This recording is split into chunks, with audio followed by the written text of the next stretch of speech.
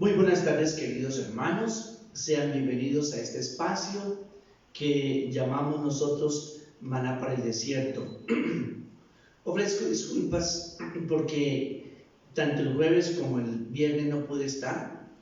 El jueves por reunión con el señor arzobispo, Monseñor Luis José Rueda, y el viernes algunas diligencias o trámites también de la parroquia.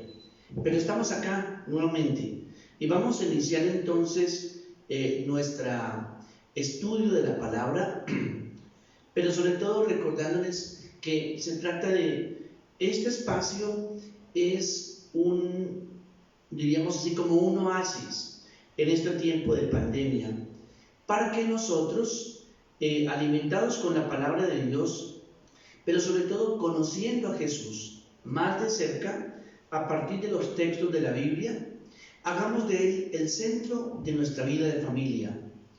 Por eso nosotros hablamos de iglesias de casa o iglesia doméstica. Este es un muy buen momento para edificar, dado que los templos por ahora están cerrados. Bueno, ya comienzan a abrirse con unas normas de bioseguridad, pero nosotros seguimos y yo creo que seguiremos ya de pronto ajustando también los horarios en este espacio de formación para edificar una pequeña iglesia en casa, una iglesia doméstica o iglesia de casa. Bien, vamos a comenzar entonces con nuestra oración, con la que iniciamos siempre nuestra reflexión. Pedimos a Jesús que entre en nuestra casa. Jesús, te invitamos a nuestra casa. Golpea fuerte nuestra puerta para que te oigamos y pronto salgamos a abrirte para que entres. Necesitamos de ti, de tu fuerza sanadora para curarnos, de tu mirada compasiva y misericordiosa para animarnos, de tu mano extendida para levantarnos, de tu palabra consoladora para recuperar la alegría de vivir. No pases de largo por nuestra vida y nuestra casa. Queremos tenerte como el huésped más esperado y acogido, porque sabemos que tu visita nos trae la paz y también la esperanza que necesitamos en nuestro hogar. Si tú no nos devuelves las ganas de vivir, ¿quién podrá hacerlo? Solo tú tienes palabras de vida eterna, las palabras que necesitamos para reorientar nuestra vida y para fortalecernos en los momentos difíciles. Jesús, entra en nuestra casa.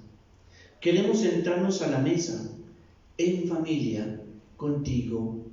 Amén. Bueno, para hoy vamos a tomar entonces el texto para que lo vayamos alistando, Marcos capítulo 1, 9 a 11.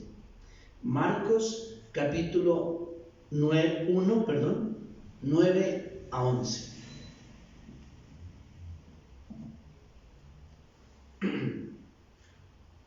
Recordemos que Marcos es el segundo de los evangelios después de Mateo.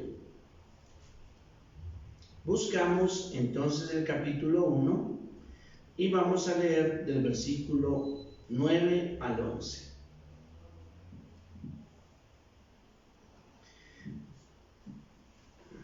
Bien, ya hemos estudiado hasta el momento 8 textos. Ahora eran los textos, diríamos así, relativos a los buscadores. ¿Y buscadores de qué? De sentido de la vida y buscadores de Jesús.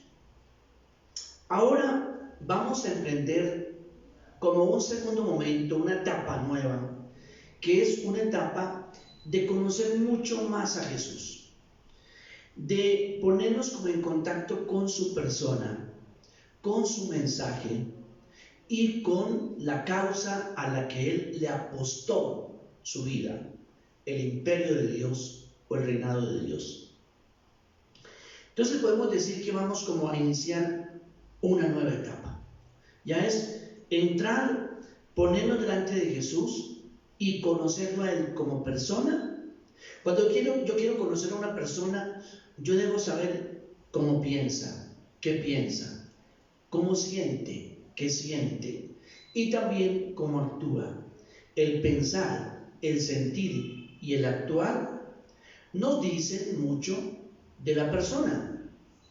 Pero entonces nosotros lo unimos también a otra cosa, y es esta persona, las palabras que decía y su proyecto como que nos muestran, diríamos así, de manera total, en la medida en que podemos comprender a Jesús.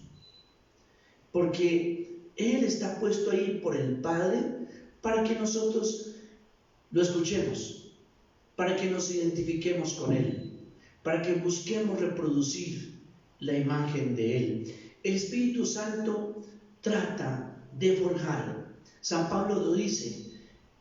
Estamos llamados a ser imagen de Cristo, imagen de Jesús.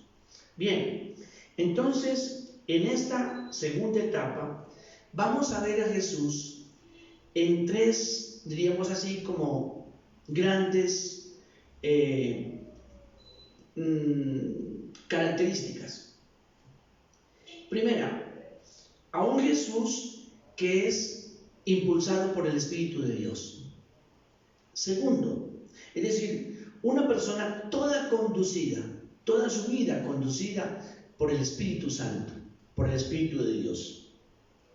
Todo lo que actúa, lo que Jesús hace, lo que Jesús actúa, las sanaciones, todas son como obra del Espíritu de Dios en él.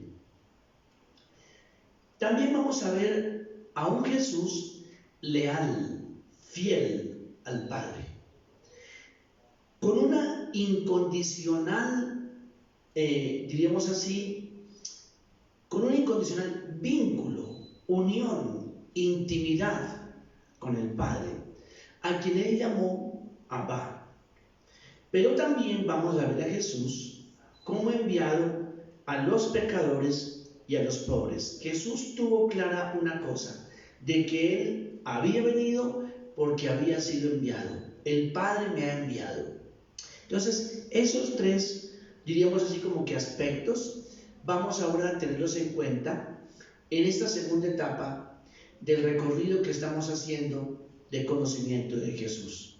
Bueno, como vamos a leer el texto, entonces yo siempre los invito a que hagamos nuestra oración, en la que invocamos al Espíritu Santo. Padre del cielo, regálanos ese maravilloso don que tú nunca te niegas a regalar, el Espíritu Santo, para que Él abra nuestra inteligencia, para que al leer el texto lo comprendamos mejor. Que el Espíritu Santo abra también nuestro corazón para que acojamos y amemos la palabra que vamos a escuchar. Y que el Espíritu Santo también abra nuestra voluntad, esa facultad del hacer, de poner por obra lo que la palabra nos dice.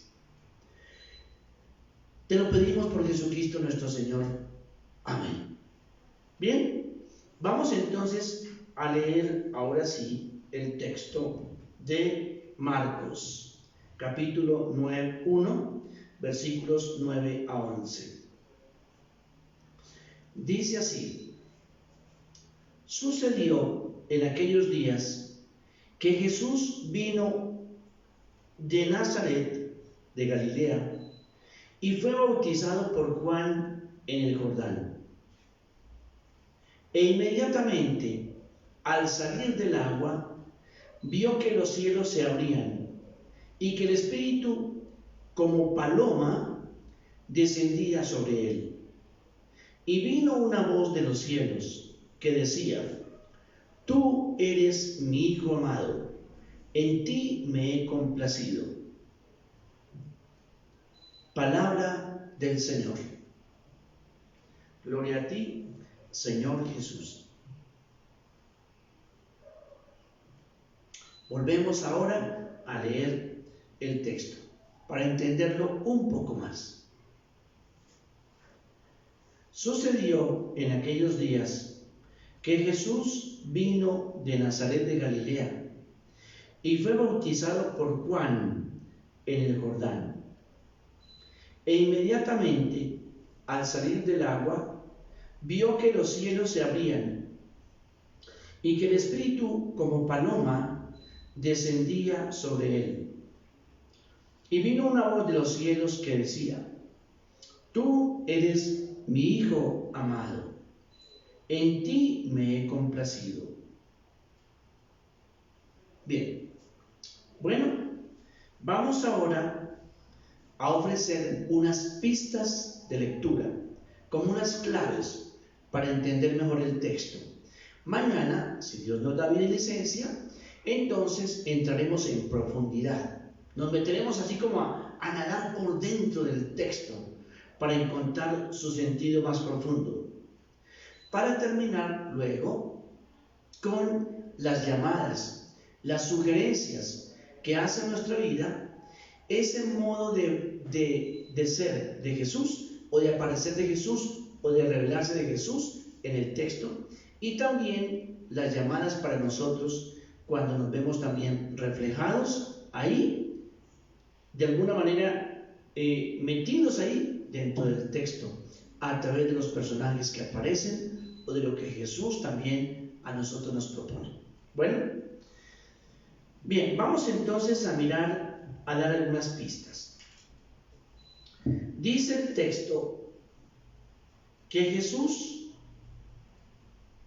estando allí en su pueblo, Nazaret, que quedaba un pueblito de unos 200 habitantes, era un pueblito muy pequeño, un pueblito que quedaba, les decía, cerca 5 kilómetros de una gran ciudad comercial, Séforis. Eso ya lo vimos, donde muy posiblemente Jesús sí fue como su padre adoptivo a trabajar o a comerciar lo que ellos hacían como artesanos. Eso ya lo explicamos. Ahora, Jesús se estableció allí con su familia, o mucho, la familia de Jesús, José, María y el niño, se habían establecido en Nazaret. Allí, en ese pueblito de unos 200 habitantes, vivió Jesús hasta, pongamos la edad de unos 33, 34 años, porque recuerden ustedes que Jesús nace 4 o 5 años antes de la fecha que se nos propone como año cero. ¿Por qué? Porque Jesús nace en tiempo del rey Herodes el Grande, y Herodes el Grande murió el año 4. Y si entonces nace Jesús en tiempos de Herodes el Grande, pues pudo nacer un año antes o 2 años antes de la muerte de Herodes. Luego Jesús muere más o menos de 36 años. Y estamos hablando aquí, por ahí a los 33, 34, entonces decide salir de su pueblo y va a buscar a Juan el Bautista.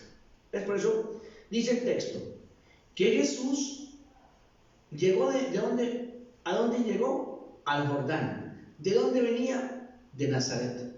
Y Nazaret quedaba en esa provincia al norte, que era la provincia de Galilea.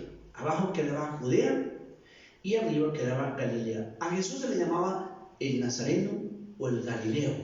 El Galileo por la región a la que él pertenecía, como decir un departamento, y Nazareno por el pueblito en el que él había crecido. Bien, entonces va Jesús en busca de Juan. Eso ya nos está diciendo una cosa, que Jesús de alguna manera estaba identificado con la misión de Juan el Bautista, que aceptaba o reconocía el trabajo del Bautista, el mensaje del Bautista y la práctica del bautismo que hacía Juan. al que se le llamaba el Bautista o Juan el que bautizaba. Entonces, ¿qué compartía Jesús? El llamado, por ejemplo, a conversión. Eso lo compartía Jesús. Las cosas están tan mal, la situación de hambre, la situación de todo ese malestar político, religioso, y la situación también de abuso de los dirigentes, que afectaba y causaba sufrimiento en los pobres. Juan veía que toda esa situación y desorden se daba por una cosa: nos hemos alejado de Dios, hay que volver a comenzar. Y por eso se fue al otro lado del Jordán, al otro lado del Jordán. Bueno, entonces, y la gente, y su mensaje ¿cuál era? Conviértanse, cambien de manera de pensar, cambien la mentalidad. Es más difícil cambiar la manera de pensar que la manera de actuar. Uno puede cambiar de manera de actuar hasta por simular, pero la manera de pensar, que explica también nuestra manera de actuar, a veces está tan enraizada que por eso a veces nos defendemos atacando. ¿Por qué? Porque a nosotros nos cuesta mucho. A veces le dicen a uno, al niño: si usted no cambia de manera de pensar, ¿cómo va a esperar que le vaya bien? Si usted no cambia su manera de pensar, entonces, pues nunca va también a cambiar su manera de actuar. La manera de pensar es una en nosotros, y Juan, ¿qué pedía? Cambien su manera de pensar. Eso viene de una palabra griega que está ahí en el texto griego del Evangelio, metanoia, que significa cambio de manera de pensar, de manera de la mentalidad. Bueno, eso lo compartía Jesús, esa invitación. Hay que cambiar. Si queremos que las cosas mejoren, hay que cambiar la manera de pensar. Y entonces volver a Dios. Pero el mensaje de Juan era muy radical, muy, digamos, como que afincado en la ira de Dios, que estaba prácticamente como que había tocado, digamos, el límite, de tal manera que la ira de Dios como que se desataba en juicio de tal manera que todo árbol que no diera fruto sería pues cortado. Entonces Dios viene pero a juzgar y a condenar. Eso, digamos, era lo que nos llevaba Juan. ¿Hasta dónde compartía Jesús? Invitación a manera a cambiar la manera de pensar. La otra parte de la ira de Dios, eso vamos a ver que Jesús no lo comparte, porque lo que va a presentar que es el rostro de un Padre que es compasivo, clemente y misericordioso, que sana, que viene a buscar a los pecadores, que goza perdonando, y que es un Dios que ama, y porque ama entrañablemente al pecador, también ofrece su perdón y su misericordia. Eso incluso despista a Juan. Vamos a ver en algún momento eso. Bien, ¿a qué va Jesús allí a Jordán? A ser bautizado. A ser bautizado. Hay que distinguir una cosa. El bautismo de Juan era como de purificación. Es decir, se purificaba ¿de qué? De los pecados. La persona que quería cambiar de vida, entonces allá iba donde Juan, confesaba sus pecados y al mismo tiempo era sumergido dentro del agua para significar lo que significa el bautismo: romper con la vida que se lleva de pecado e iniciar una vida nueva, una vida diferente. Bueno, ese es el bautismo, es ese paso, ese salto que se da de una vida marcada por el pecado anterior y el deseo de iniciar una vida nueva. Y eso se significa con el rito del bautismo, y que era un rito entonces de purificación. Pero llama la atención una cosa, que en la narración del bautismo de Jesús aquí en Marcos, no se habla nunca de que Jesús vaya al Jordán porque quiere que sus pecados sean perdonados. No se habla de eso, se omite eso para Jesús. Para la gente sí valía, pero no para Jesús. Entonces podríamos decir que en la narración que trae Juan, el bautismo, antes que ser un rito de purificación, es como un rito de iniciación y de paso. Esto es muy importante. ¿De iniciar qué?